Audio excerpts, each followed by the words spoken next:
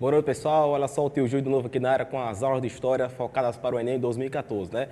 Hoje eu preparei um negócio especial para vocês. Nós vamos dividir nossa aula em dois momentos. O primeiro momento eu vou trabalhar com vocês um assunto que poucos professores eles estão utilizando em sala de aula e é um assunto que está recorrente no Enem, que é a chamada Introdução aos Estudos Históricos, ou chamado também de Teoria da História. O que seria essa ideia de Teoria da História? Vocês perceberem qual a função, qual o papel da história ao longo do tempo. Então, nós vamos trabalhar em Teoria da História a origem da história, as principais vertentes da história, a chamada historiografia, como a escola positivista, a escola marxista e também a escola dos análises. Porque a partir dessa percepção, vocês vão encontrar com uma questão dessa na prova do Enem e saber que tipo de escola historiográfica a questão está trabalhando para que vocês tenham uma melhor compreensão e possam resolvê-la de maneira mais adequada. Então, esse tema de introdução aos estudos históricos é um tema importantíssimo porque está sendo cobrado agora na prova do Enem, tá certo? Então, no segundo momento, né, depois de um rápido intervalo que nós vamos trabalhar, voltaremos com pré-história, certo? Nessa aula de pré-história, vou trabalhar as características gerais da pré-história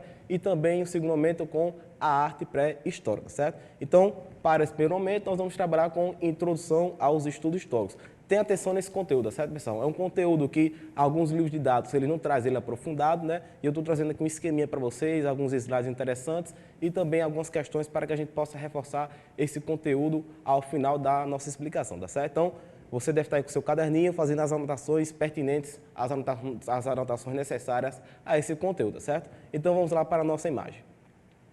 Então, nós temos aí, galera, introdução aos estudos históricos, né? Muita gente não gosta de história, né? Isso é um problema recorrente, que alguns alunos eles não gostam de história, que eles perguntam, para que saber o passado, né? Qual a função da gente estudar o passado? Por que a gente estuda algo que já aconteceu há milhares de anos, né? Mas eu digo para vocês, né? Nós estudamos o passado, nós estudamos a história para que a gente possa ter uma melhor compreensão do presente e, a partir disso, a gente ter uma perspectiva de futuro, né? Então, esse termo história, ele significa investigação, o termo história, ele significa pesquisa. Mas a história, ela investiga e pesquisa o quê? Pesquisa o passado, justamente para a gente poder compreender o nosso presente. A gente estuda o passado para poder responder às indagações do presente, certo? O que acontece? Esse termo história, no sentido de investigação, no sentido de pesquisa, ele não surgiu inicialmente na Grécia Antiga, no século VI a.C. A primeira pessoa, o primeiro personagem a utilizar o termo história com esse sentido de investigação, de pesquisa, foi o grego Heródoto. É por isso que ele é considerado o pai da história. Eu faço a pergunta a vocês, vem para cá, para cá. Se eu disse para vocês no slide que eu mostrei que a história, né, esse sentido de história, com a ideia de investigação, de pesquisa do passado, só surgiu no século VI a.C. Então, antes da história, como é que se explicava o passado? Ou será que não existia passado antes dessa temporalidade, antes do século VI a.C.? Existia, sim, uma outra forma de explicação do passado, mas que não era a história. Por quê? Esse termo história, como eu coloquei para vocês, ele está diretamente relacionado à pesquisa e à investigação do passado. A história, para você inserir na história, é necessário que você tenha uma temporalidade. Você precisa de uma datação específica, você precisa de um recorte temporal que nós chamamos. Então, a partir do momento que você tem essa questão do recorte temporal, a partir do momento que você tem também uma questão espacial, você tem o surgimento da história. Antes da história, as pessoas explicavam o passado por meio do mito. Só que o mito ele tem alguns aspectos interessantes, porque na explicação mitológica, né, que surgiu antes da história, os deuses, eles são personagens centrais, são os deuses que criam e destroem algo. Os personagens centrais da mitologia são os deuses e o homem, ele está sujeito à vontade dos deuses. Então, analisando aí o nosso segundo slide, nós vamos trabalhar aí com a questão do mito, né? Então, como eu trouxe para vocês, pessoal, o mito foi a primeira forma de explicação do passado, a primeira forma de explicação da criação de algo. Nessa explicação mitológica, os deuses, eles são personagens centrais, enquanto que o homem, ele está submetido à vontade dos deuses, ou seja, o homem, ele surge aí com um papel secundário. O personagem principal da mitologia, nós temos aí a figura dos deuses, tá certo? E essa explicação mitológica, ela representa um passado muito distante. Esse passado da mitologia ele é tão distante que ele não pode ser datado. É por isso que a gente afirma que essa explicação mitológica ela é atemporal. O que acontece? Vem para cá, vem para cá. Vejam só, pessoal. Existe uma diferença grande entre a mitologia e a história, porque, como disse para vocês, a mitologia ela representa um passado muito distante, um passado que não pode ser datado. Por isso que nós temos aí uma explicação atemporal, enquanto que a história, nós temos uma temporalidade, nós temos um recorte temporal específico. Como assim? A gente pega, por exemplo, quando nós trabalhamos o período colonial no Brasil. O período colonial, ele começa o quê? Em 1530, né, com o início da colonização, até 1822, quando o Brasil ele se tornou independente em Portugal. Então, perceba que nós temos uma temporalidade específica. Nós temos o início de algo, que é o início da colonização em 1530, e o fim dessa colonização em 1822, com a independência. Então, a partir do momento que nós temos uma temporalidade, nós inserimos nisso o quê? A história. E a partir da investigação do passado, é que nós temos o quê? Respondendo às indagações desse presente. Diferente da mitologia. Como a mitologia ela representa um passado tão distante que não pode ser datado, ou seja, é um passado atemporal, então na mitologia o tempo ele sempre é circular, porque ele está sempre se repetindo, diferente na história. Na história nós temos um tempo linear, porque nós temos uma cronologia específica, tá certo, pessoal? Então não esqueça desse detalhe. A mitologia, nós temos os deuses como personagens centrais, o homem ele está submetido à vontade dos deuses e nós temos também aí essa questão da mitologia ela ser atemporal, justamente porque nós temos um tempo cíclico, um tempo que ele está sempre se repetindo, diferente da história, né? Na história nós temos uma temporalidade. Aí você pergunta, né? Hoje em dia se coloca que não é importante estar decorando data, isso é uma perspectiva muito positivista, que na verdade é. A data pela data, ela não tem nenhuma importância, mas a partir do momento que você contextualiza essa data, a partir do momento que você espacializa essa data, aí sim ela assume uma importância muito grande, tá certo? Então não esqueça desses detalhes, a diferença entre a história e a mitologia, né? O mito foi a primeira forma de explicação no passado, enquanto que a história é propriamente dita, com esse termo de investigação, com esse termo de pesquisa, surgiu no século VI antes de Cristo, na Grécia Antiga. E nós temos aí Heródoto, a primeira pessoa, o primeiro personagem a utilizar esse termo história no sentido de investigação e pesquisa. Por isso que ele é considerado o pai da história, certo? Voltando lá para o slide, vamos trabalhar aí mais algumas características importantes em relação à teoria da história, certo? O que acontece? Nós trabalhamos aí com a mitologia, trabalhamos com o surgimento da história no século VI a.C., vamos dar um salto agora para a Idade Média, com a chamada História Teológica. Quando nós falamos de Idade Média, vem para cá, vem para cá. Vocês devem lembrar que durante a Idade Média, a principal instituição do período, principalmente na questão da Europa Central, nós temos o surgimento da Igreja Católica. Então, era a Igreja Católica que dominava a mentalidade do período. Então, quando eu me refiro a uma história teológica, isso implica dizer que essa história, ela sofreu uma influência direta da principal instituição do período, que era a Igreja Católica. Então, nós percebemos uma forte influência da Igreja na escrita da história durante a Idade Média, certo? Então, vamos voltar lá para o slide.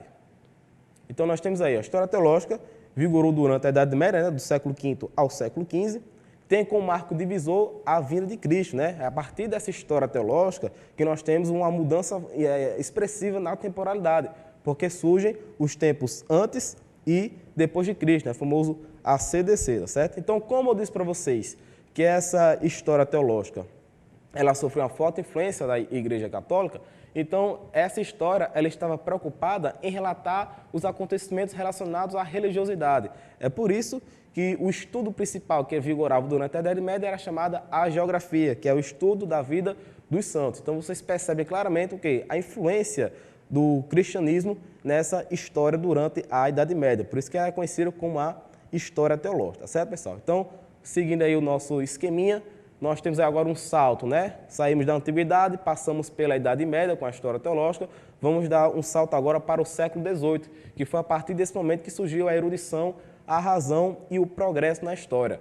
Essa perspectiva da erudição, ela está diretamente relacionada às técnicas auxiliares que surgiram para ajudar no ofício do historiador. Essas técnicas auxiliares são o quê? A cronologia, né, que é o estudo das datas, a numismática, o estudo das moedas, a arqueologia, o estudo de vestígios antigos, a filologia, né, que é o estudo dos escritos antigos, e outros tipos de técnicas auxiliares que ajudaram no ofício do historiador, né?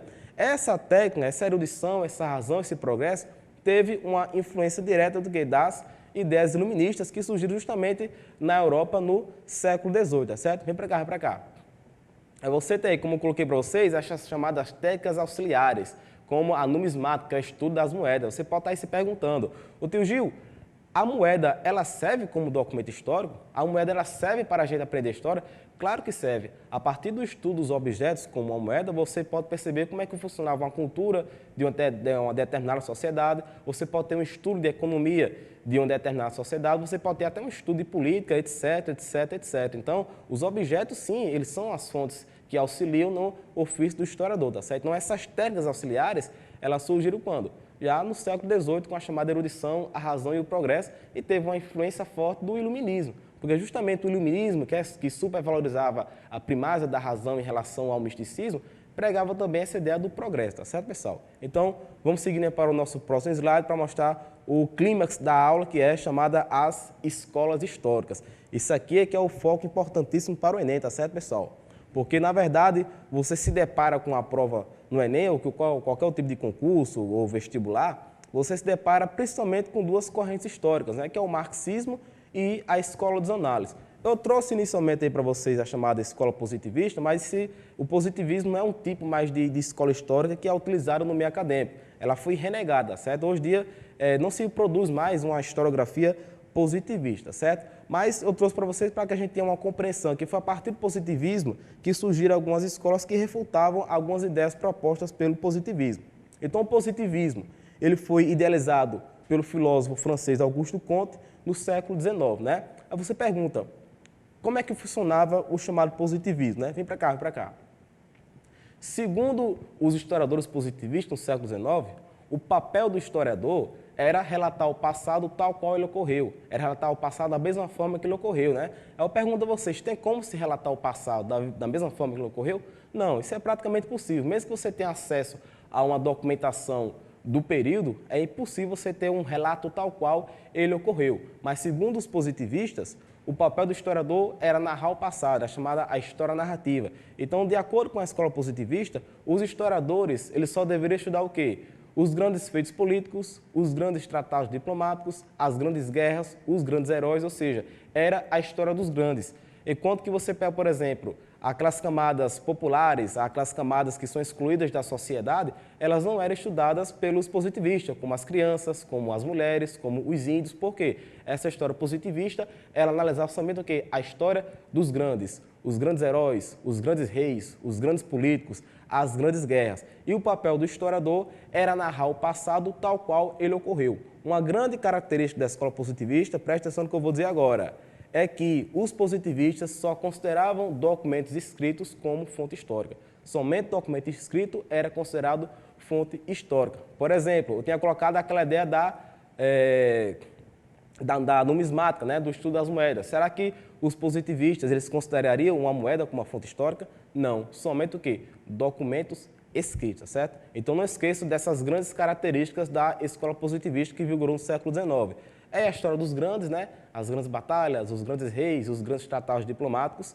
É uma história que tem que narrar o passado tal qual ele ocorreu e que é uma história que só considerava os documentos escritos como fonte histórica. Tudo que não fosse documento escrito, os historiadores positivistas não consideravam como fonte histórica. Você pega, por exemplo, hoje nós consideramos as pinturas rupestres, né, lá da época da pré-história, como uma fonte histórica, mas os positivistas eles não consideravam a pintura rupestre como uma fonte histórica. Por quê? Porque não é um documento escrito, certo? Então, ao longo dessas questões do século XIX e XX, nós vamos perceber a diferença em relação à documentação pelas escolas históricas, certo? Então, nós trabalhamos o positivismo, vamos agora para a nossa segunda escola histórica.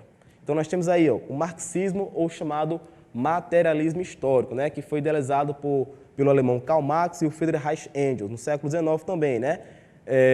Apesar do positivismo ele ter perdido assim, grande força, principalmente a partir da década de 70, 80, nós ainda temos a influência do positivismo, né? do marxismo, né? Essa questão da interpretação econômica. Hoje em dia existem novas vertentes do marxismo, como o chamado o marxismo contemporâneo, que é encabeçado por Eric Hobsbawm, que ele analisa a luta de classes por meio da cultura, né? Mas qual seria a principal ideia do marxismo quando ele surgiu no século XIX? Foi a partir do marxismo que nós tivemos agora uma interpretação econômica da história. Foi a partir do marxismo que surgiu aquela ideia de luta de classe, em que a classe oprimida ela se rebelaria contra a classe opressora. É daí que vem aquela famosa frase de Karl Marx, né? A luta de classes é o motor da história. Isso é influência direta do marxismo. Vocês devem perceber que o marxismo ele exerceu influência não só na história, mas também nas ciências humanas de modo geral, como a sociologia, tá certo? Então não esqueçam, uma das ideias principais do marxismo, chamado materialismo histórico, era essa ideia do quê? Das interpretações econômicas. É a partir do marxismo que passa a se estudar a economia na história. Enquanto você tinha uma história positivista que analisava os grandes feitos políticos, você tem agora uma escola marxista que ela passa a analisar o quê? As estruturas econômicas. Então vem para cá, vem para cá. Então é bom vocês perceberem, pessoal, a diferença que nós temos em relação às escolas históricas, certo? Você tem uma história positivista, que é a história dos grandes, a história dos grandes políticos, né? Aquela questão também que somente os documentos escritos são considerados fontes históricas, enquanto que a historiografia marxista, ela passa a analisar a história a partir das estruturas econômicas. Ou seja, para os marxistas, né, no século XIX, tudo era economia. Os acontecimentos históricos eles se davam por meio da economia. Então, quando eles estudavam, por exemplo, o feudalismo, estudavam o feudalismo sempre numa perspectiva econômica. Quando estudava, por exemplo, a Segunda Guerra Mundial, estudava a Segunda Guerra numa perspectiva econômica. Se fosse estudar a história do Brasil colonial, iria estudar sempre numa perspectiva econômica, ou seja, a economia impulsionando a história, certo? Então não esqueça desse detalhe. Vamos agora para a terceira escola histórica, né, que é a escola francesa dos análises, né? No século XX, pessoal, como nós temos aí no slide, nós temos a escola dos análises. Na verdade, a escola dos análises é a grande escola historiográfica da atualidade, né? Na verdade, ela surgiu no século XX. A escola dos análises surgiu inicialmente como uma revista, que era uma revista francesa, anual. Depois dessas publicações da revista, nós temos aí o surgimento da chamada escola dos análises na França. Aí nós temos historiadores renomados que criaram a escola dos análises, como o Marc Bloch, o Lucien Febvre.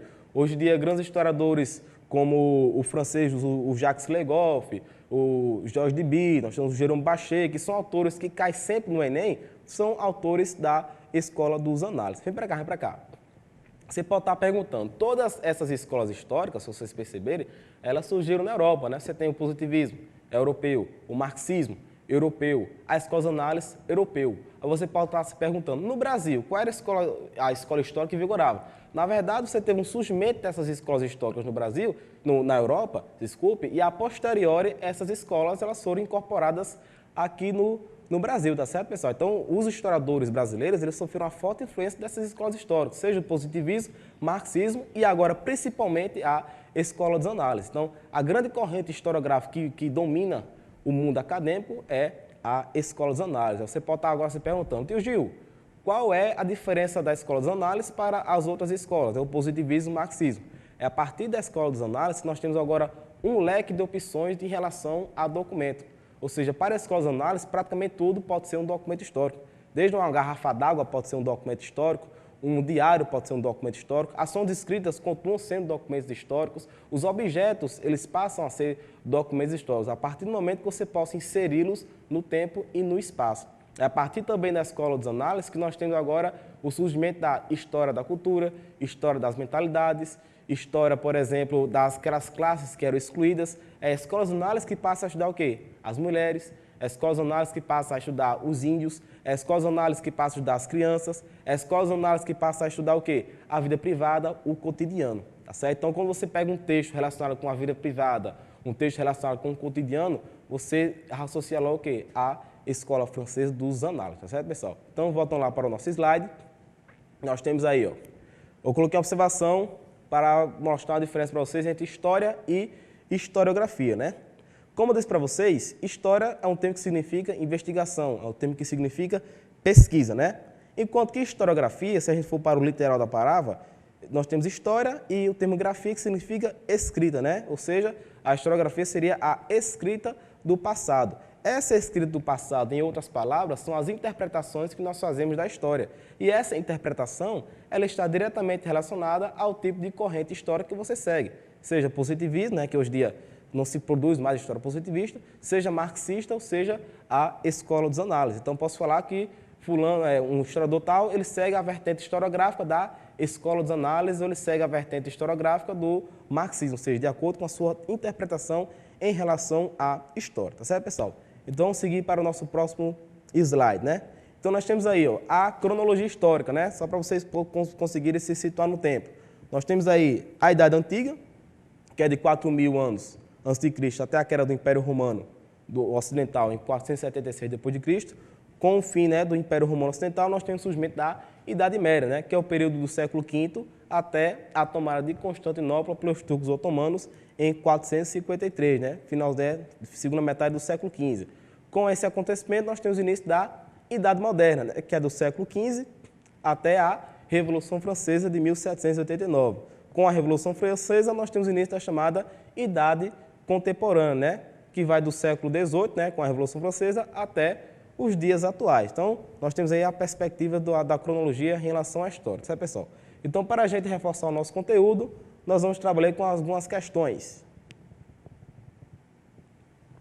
Nós temos aí, ó, os judeus tinham que usar uma estrela amarela, tinham que entregar as bicicletas, não podiam andar de bondes, ficavam proibidos de dirigir automóveis, só podiam fazer compras das 3 às 5 horas e só em casas que tivessem placa dizendo Casa Israelita.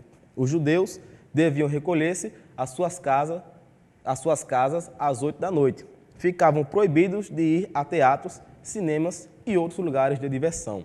Olha só, uma observação que eu vou colocar para vocês é que sempre que vocês leem um fragmento textual, vocês prestem atenção na referência bibliográfica, que nós temos aí, ó, Anne Frank, Diário de uma Jovem. Vocês devem lembrar que dentro do contexto da Segunda Guerra Mundial, Anne Frank ela foi uma adolescente judia, que ela foi prisioneira no campo de concentração e depois ela morreu em 1945. Então, muitas vezes, essas fontes, elas ajudam você a saber qual o assunto que você está tratando na prova do Enem. Isso é uma dica importante, tá certo, pessoal?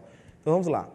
Esse trecho que foi retirado do diário de uma adolescente judia prisioneira no campo de concentração na Alemanha, onde morreu em 1945, revela poucas e distorcidas informações para se compreender o que foi a Segunda Guerra Mundial. Na verdade, nós não temos informações distorcidas e nós temos aí uma gama, né, riquíssima de informações.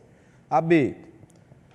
Detalhes das perseguições sofridas pelos judeus na Alemanha durante a Primeira Guerra Mundial. Na verdade, esse contexto se relaciona à Segunda Guerra Mundial e não à Primeira Guerra Mundial. Ideias falsas, pois os alemães não podiam abrir mão do dinheiro que os judeus gastavam em locais como cinemas e teatros. Essa ideia é equivocada. Ideia falsa não, foi uma ideia verdadeira, porque o diário de Anne Frank ela relatou o sofrimento pelo qual ela passou durante a Segunda Guerra Mundial, não só ela como os judeus, né, no modo geral. A D. Aspectos importantes para a nossa compreensão acerca das perseguições sofridas pelos judeus, desde a Segunda Guerra Mundial até o ano de 1960, com o fim do apartheid. Você está associando o apartheid com os judeus, na verdade o apartheid foi uma política lá da África do Sul, né? A questão da segregação racial dos negros. E nós temos aí a importância desse diário como documento histórico, que registrou para a posteridade a perseguição sofrida pelos judeus durante a Segunda Guerra Mundial. Então, a ideia que eu estava colocando, pessoal, em relação à documentação. O diário, ele é considerado, sim, um documento histórico, tá certo? Vamos para a segunda questão. A diversidade dos testemunhos históricos é quase infinita. Tudo que é do homem diz ou descreve, tudo que fabrica, tudo que toca pode e deve informar sobre ele. Mais uma vez, pessoal, como eu estava colocando aí para vocês, ó, olhar a referência bibliográfica. Nós temos aí o Mark Bloch, a Apologia da História ou o Ofício do Historiador. Como eu tinha colocado para vocês, Mark Bloch foi um dos fundadores da Escola Francesa de Análise, juntamente com o Lucien Febvre, certo? Então, nós temos aí, ó, sobre as fontes históricas, se nós estamos falando de Escola dos Análises, vocês devem perceber que a Escola dos Análises, ela analisa várias fontes históricas, né? Diferente dos positivistas, que analisavam somente o quê? Os documentos escritos. Então, sobre as fontes históricas, com base no texto acima, assinale a alternativa correta. O pensamento marxista aboliu a utilização de fontes escritas nas pesquisas históricas. Não, pessoal. O fato dos positivistas enaltecerem a fonte escrita, isso não quer dizer que as outras escolas históricas tenham abandonado as fontes escritas. Fonte escrita ela é utilizada tanto pelos positivistas, como pelos marxistas, como pela escola de análise, certo? Nós temos aí a B. A afirmação do texto sintetiza a nova perspectiva historiográfica sobre as fontes históricas. Justamente, que essa nova perspectiva relaciona o quê? A diversidade de fontes históricas que nós temos com o surgimento da escola de análise, tá certo, pessoal? Nós temos aí a C.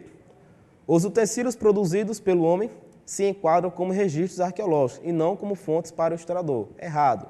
Mark Bloch, no texto, defende a primazia das fontes escritas. Na verdade, quem enaltece a fonte escrita são os positivistas. Coloque essa observação aí, pessoal. A escola positivista foi a primeira a fazer uso da chamada história oral. Muito pelo contrário, pessoal. Se eu disse para vocês que os positivistas, eles enalteciam a fonte escrita, como é que eles iam fazer história oral? Isso é uma contradição, tá certo? Então, nós temos a alternativa correta, A, B. E nós temos aí, ó, nossa última questão. A história é uma área do conhecimento que sofreu várias inovações metodológicas no século XX. Essas inovações provocaram mudanças que estão ligadas à eclosão da Escola dos Análises. Nessa perspectiva, é correto afirmar que a Escola dos Análises reafirmou os postulados positivistas. Pelo contrário, pessoal, a Escola dos Análises ela refuta os postulados positivistas, reforçando a história política como a única perspectiva de análise da sociedade. Olha só, vem para cá, pessoal. Como eu tinha colocado para vocês, quem analisa somente a história política são os positivistas, a história dos grandes. Enquanto que a Escola dos Análises, ela passa a estudar o cotidiano, passa a estudar a mentalidade, a vida privada, as mulheres, as crianças, aquelas camadas excluídas, certo, pessoal? Não esqueçam disso. Vamos voltar para a questão.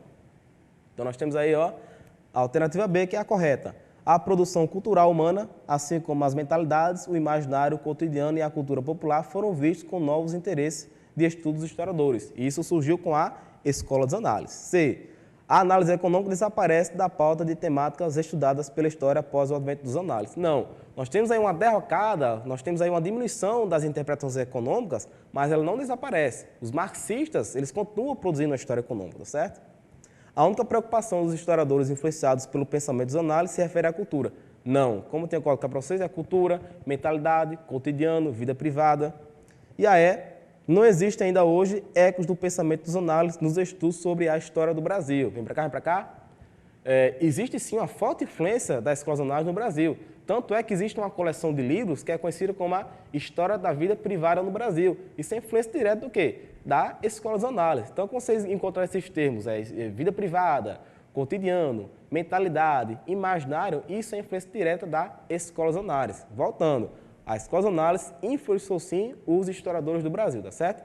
Então, pessoal, nós vamos agora para um rápido intervalo e em seguida nós retornaremos com pré-história. Não percam. Vamos lá.